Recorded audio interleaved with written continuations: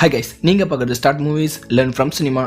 இன்றைக்கான வீடியோ நம்ம என்ன பார்க்க போகிறோம்னு பார்த்தீங்கன்னா, உங்களுக்கு எனக்குன்னு பிடிச்ச படங்கள் கடலளவு இந்த சினி உலகத்தில் கொட்டி கிடக்கு. அதில் ஏதாவது ஒரு படத்தை எடுத்து அனலைஸ் பண்ணி லேர்ன் பண்ணிக்க போகிறோம். ஸோ இந்த மாதிரி மூவி ரிலேட்டடான கண்டென்ட்லாம் உங்களுக்கு பிடிக்கும் அப்படின்னா லைக், கமெண்ட், சப்ஸ்கிரைப், ஷேர் எல்லாமே பண்ணுங்கள்.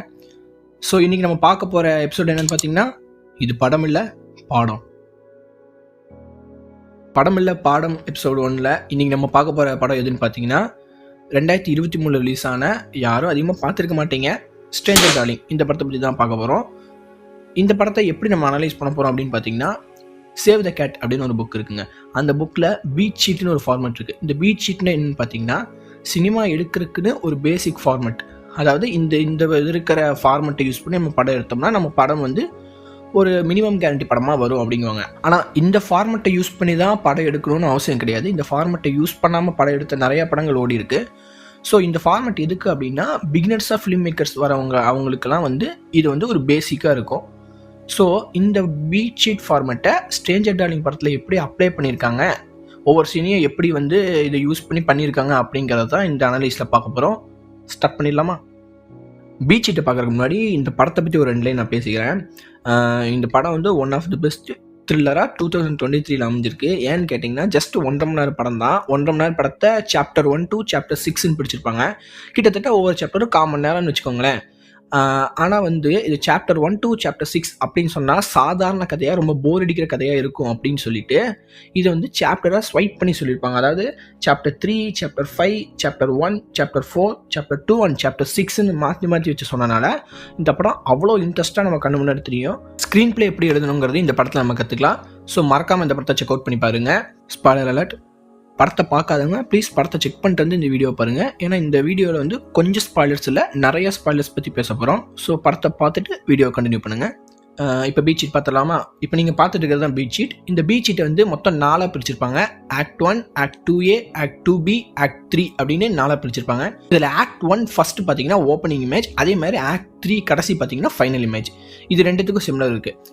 புக் எண்டிங் அப்படின்னு சொல்லுவாங்க. அதாவது ஒரு புக்கோட ஸ்டார்டிங்கும் எண்டிங்கும் பார்க்க ஒரே மாதிரி இருக்கும். அதே மாதிரி நம்ம படத்தில் வந்து நம்ம ஸ்டார்டிங் இமேஜும் எண்டிங் இமேஜும் சிமிலராக இருந்துச்சு அப்படின்னா அந்த படம் வந்து ஒரு க்ளோஸர் பெறும் அப்படின்னு சொல்லுவாங்க.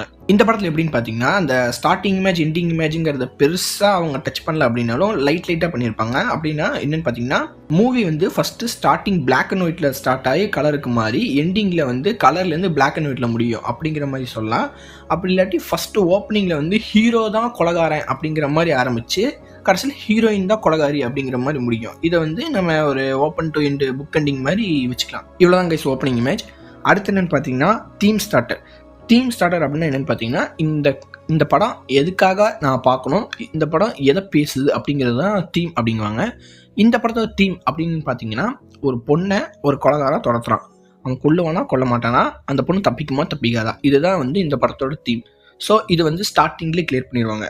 அடுத்து செட்டப் அப்படின்னா என்னென்னு பார்த்தீங்கன்னா, இந்த படத்தில் வந்து இருக்கிற மெயின் கேரக்டர்ஸை ஸ்டார்டிங்கில் இன்ட்ரோ பண்ணிடணும்.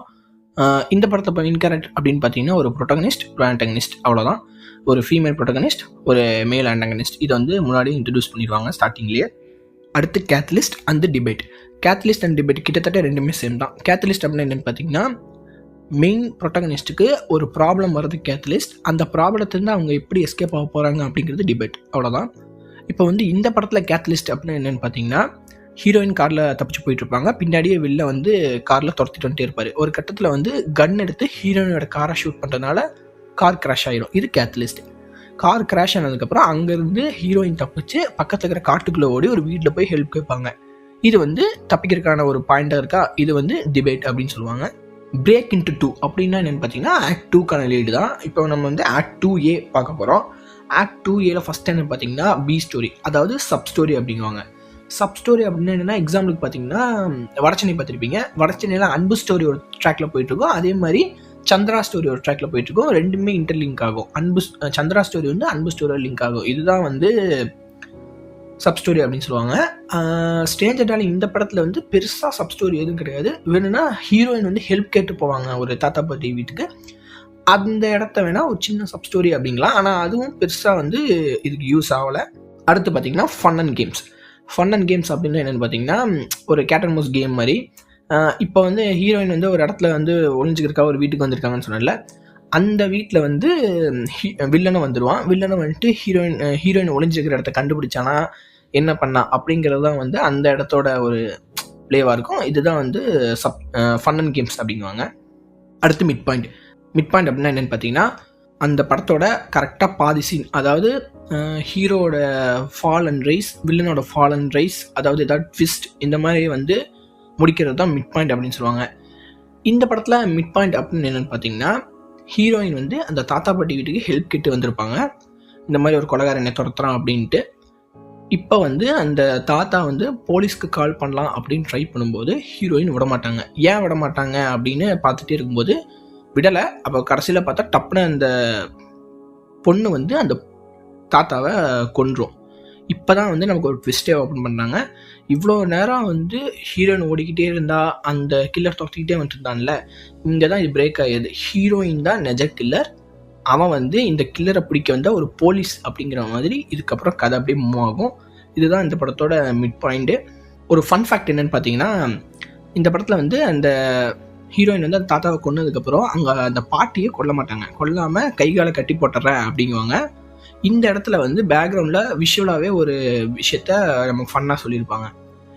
உன்னை கொல்ல மாட்டேன், உங்கள் கைகாலை மட்டும் கட்டி போட்டுருவேன்னு ஹீரோயினை சொல்லும்போது பேக்ரவுண்டில் கோழி கத்துற மாதிரி ஒரு சவுண்ட் கேட்கும். அதாவது வசமாக ஒரு கோழி மாட்டின மாதிரி இந்த கிளவி மாட்டிக்கிச்சு அப்படிங்கிறத சொல்லாமல் சொல்லுவாங்க. அதே மாதிரி அந்த பாட்டி தப்பிச்சு போகிற மாதிரி ஒரு சீன் இருக்கும். அதுவும் எப்படி நம்ம கோழியை கையில் எடுத்து தெரியாமல் லூஸாக விட்டோம்னா டப்புன்னு ஓடிடும்ல, அந்த மாதிரி அந்த பாட்டி வந்து டக்குன்னு ஓடிடும். சும்மா ஒரு கோழி கத்துறது, கோழி மாதிரி மாட்டிக்கிட்டு அப்படிங்கிற மாதிரி ஒரு ஃபன் ஃபேக்ட், ஒரு ரெஃபரன்ஸ் மாதிரி வச்சுருப்பாங்க. அது நல்லாயிருக்கு. இங்கே இருந்தால் இந்த படத்தோட கதை வந்து அப்படியே மூவ் ஆகிட்டு போகிற மாதிரி இருக்கும். இப்போ இவ்வளோ பெரிய ட்விஸ்ட் ஓப்பன் ஆனதுக்கப்புறம் தான் சாப்டர் 1 சொல்லுவாங்க. சாப்டர் 1 தான் ஆக்சுவல் செட்டப் நடக்கும். அதாவது இந்த பொண்ணும் இந்த பையனும் மீட் பண்ணிக்கிறாங்க ஒரு ஆப் மூலமாக. அதுக்கப்புறம் வந்து ஒன் நைட்டு ஒன்றா இருக்கலாம் அப்படிங்கிறக்காக ஒரு ஹோட்டலுக்கு வராங்க. இந்த இடத்துல வந்து ஒரு சின்ன மிஸ்டேக் ஒன்று நான் நோட் பண்ணேன். ஆக்சுவலி இது மிஸ்டேக்குன்னு சொல்ல முடியாது, இருந்தாலும் சொல்ல கேளுங்க. 180 டிகிரி ஆங்கிள்னு ஒரு கேமராவில் ஒரு கான்செப்ட் இருக்குது. அதாவது கேமரா ஒரே இடத்துல வச்சுட்டு 2 பேர் பேசுகிறாங்கன்னா கேமரா ஒரே இடத்துல ஃபிக்ஸ் பண்ணிவிட்டு லெஃப்ட் ரைட்டுன்னு மூவ் பண்ணி தான் கேப்சர் பண்ணோம், லெஃப்ட் ரைட் டேர்ன் பண்ணி தான் கேப்சர் பண்ணோம். இதே வந்து கேமராவை கொண்டு போய் அந்த சைடு இந்த சைடு மாற்றி மாற்றி வச்சு எடுக்கும்போது யார் எந்த சைடு உட்காந்துருக்காங்கிற கன்ஃபியூஷன் வந்து பார்க்குற ஆடியன்ஸ்க்கு வந்துடும்.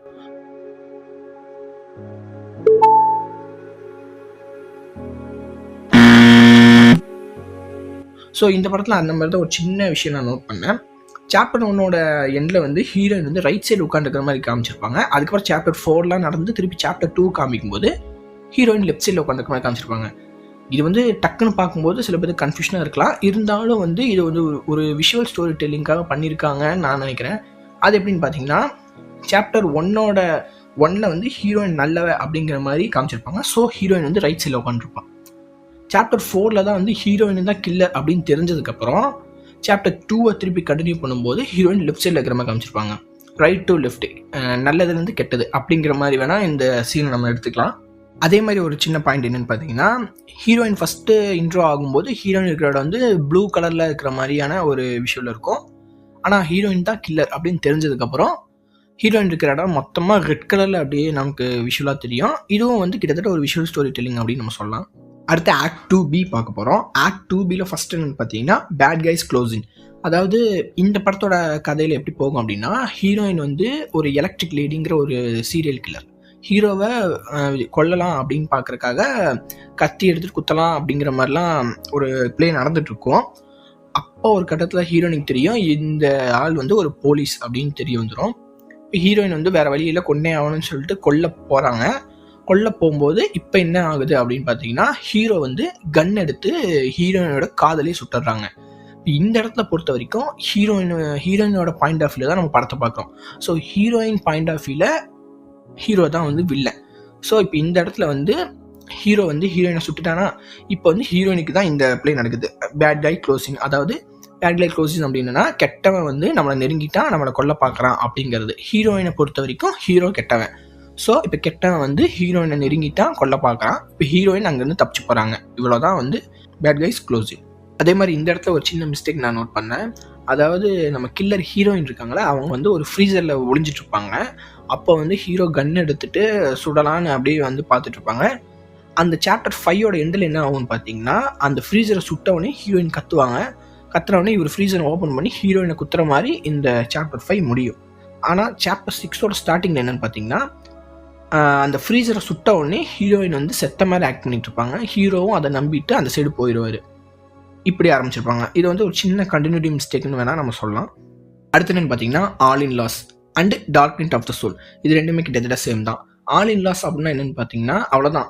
ஹீரோயின் வந்து அதாவது கில்லரான ஹீரோயினுக்கு வந்து இப்போ எல்லாமே முடிஞ்சிருச்சு, தப்பிக்கவே வழி கிடையாது. ஹீரோ அவனை பிடிச்சி லாக்அப் பண்ணிடுவார். லாக்அப் பண்ணிட்டு போலீஸ்க்கும் கால் பண்ணிடுறாரு. அவரை தான் எல்லாம் முடிய போகுதுங்கிற ஒரு நிலைமை தான் வந்து ஆல் இன் லாஸ் அப்படிங்குவாங்க. இப்போ வந்து dark night of the soul அப்படின்னு என்னென்னு பார்த்தீங்கன்னா ஹீரோ பிடிச்சிட்டான், ஆனால் தப்பிக்கிறதுக்கு ஒரு சின்ன ரூட்டை வந்து ஹீரோயின் பிடிக்கிறாங்க. இதுதான் வந்து dark night of the soul அப்படிங்குவாங்க. அந்த தப்பிக்கிற ரூட் என்னன்னு பார்த்தீங்கன்னா பெப்பர் ஸ்ப்ரே. அதாவது சாப்டர் 3 ஃபஸ்ட்டு சாப்டரில் அந்த சாப்டர் 3ல் ஹீரோயின் வந்து ஒரு பாட்டி தாத்தா வீட்டுக்கு ஹெல்ப் கேட்டு வருவாங்கன்னு சொன்னால, அந்த ஹெல்ப் கேட்டு வர அந்த இடத்துல வந்து பாட்டி தாத்தா கதவை ஓப்பன் பண்ணும்போது பாட்டிக்கில் ஒரு பெப்பர் ஸ்ப்ரே வச்சுருப்பாங்க. அந்த பெப்பர் ஸ்ப்ரே வச்சுக்கிட்டு தான் இந்த கில்லரான ஹீரோயின் வந்து அந்த ஃப்ரீசரில் ஒழிஞ்சிட்ருப்பாங்க.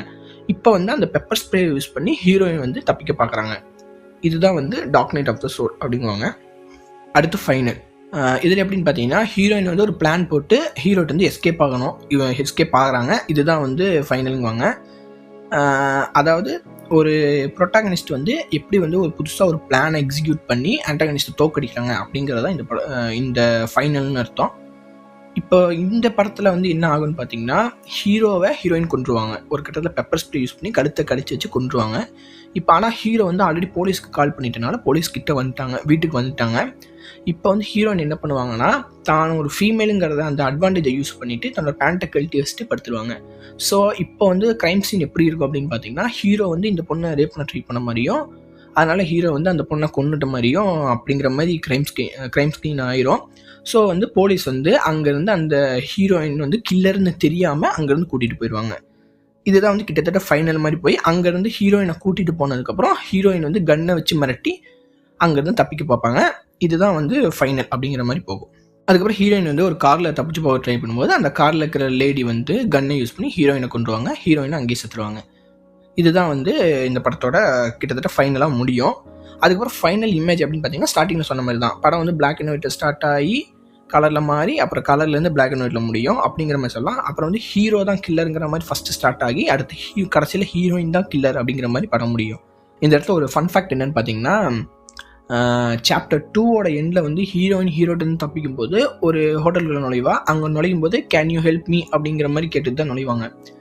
அப்படி நுழையும் போது அவங்க உள்ள ரெண்டு பேர் இருப்பாங்க. அந்த 2 பேர்த்துல வந்து ஒருத்தனை கொண்டுட்டு ஒருத்தனை உயிரோடு விட்டுருவாங்க ஹீரோயின். இதுதான் வந்து ஃபஸ்ட்டு நடக்கும். அடுத்து சாப்டர் 3ஓட ஸ்டார்டிங்கில் வந்து ஒரு பாட்டி தாத்தா வீட்டுக்கு போவாங்கன்னு சொன்னால, அந்த பாட்டி தாத்தா வீட்டுக்குள்ளேயும் வந்து கேன் யூ ஹெல்ப் மீன்னு கேட்டுட்டு தான் போவாங்க. அங்கே போயிட்டு அந்த தாத்தாவை கொண்டுட்டு பாட்டியை விட்டுருவாங்க. அதாவது இப்போ எப்படி போகுதுன்னா ஒருத்தர் சாகுறாங்க, ஒருத்தர் உயிரோடு போகிறாங்க, ஒருத்தர் சாகுறாங்க, ஒருத்தர் உயிரோடு போகிறாங்க அப்படிங்கிற மாதிரி போகுது. அடுத்து சாப்டர் 6ஓட எண்டில் வந்து ஒரு கார்கிட்ட வந்து அவங்க தப்பியிருக்கா ஹெல்ப் கேட்பாங்க. கேன் யூ ஹெல்ப் மீன் தான் கேட்பாங்க. ஆனால் அந்த காரில் ஒருத்தர் தான் இருப்பாங்க, ஒரு பொண்ணு தான் இருப்பாங்க. ஸோ இப்போ ஒருத்தர் தப்பிக்கணும், ஒருத்தர் உயிரோட போகணுமா. இந்த இடத்துல வந்து ஒரு ஃபன் ஃபேக்ட்டுக்காக சொல்கிறேன். ஹீரோயினை வந்து அந்த இன்னொரு பாட்டி கொண்டுருவாங்க. கொண்டவனே ஹீரோயின் செத்துடுவாங்க. அதாவது ஒருத்தர் செத்துட்டாங்க, அதாவது ஹீரோயின் செத்துட்டாங்க, இந்த பாட்டி தப்பிச்சிட்டாங்க அப்படிங்கிற மாதிரி முடியும். இது வந்து சும்மா ஒரு நானாக யோசிச்சது, தப்பாக எடுத்துக்காதீங்க. அவ்வளோதான் கைஸ் பீட் ஷீட்டுங்கிறது. நான் மறுபடியும் சொல்கிறேன், பீட் ஷீட் யூஸ் பண்ணி தான் ஒரு படத்தோட ஸ்கிரிப்ட் எழுதணுமா அப்படின்னு கேட்டால் கண்டிப்பாக இல்லை. பீட் ஷீட் யூஸ் பண்ணாமே நிறையா பேர் ஸ்கிரிப்ட் எழுதி நிறையா படங்கள் சக்ஸஸ் ஆகிருக்கு. ஸோ பீட் ஷீட் அப்படிங்கிறது ஒரு பிகினர்ஸ்க்காக நம்ம வந்து ஃபஸ்ட்டு எழுதி கற்றுக்கணும் அப்படிங்கிறதுக்காக உருவாக்கப்பட்ட ஒரு இது தான். இதை பீட் ஷீட் யூஸ் பண்ணி எழுதினாலும் படங்கள் இன்ட்ரெஸ்ட்டாக வரும். அவ்வளோதான். ஸோ இந்த மாதிரி சினிமா ரிலேட்டடான கண்டென்ட் உங்களுக்கு பிடிக்கும் அப்படின்னா லைக், கமெண்ட், ஷேர், சப்ஸ்கிரைப் எல்லாமே பண்ணுங்கள். வீடியோ கண்டினியூவாக ஃபாலோ பண்ணுங்கள். தேங்க்யூ.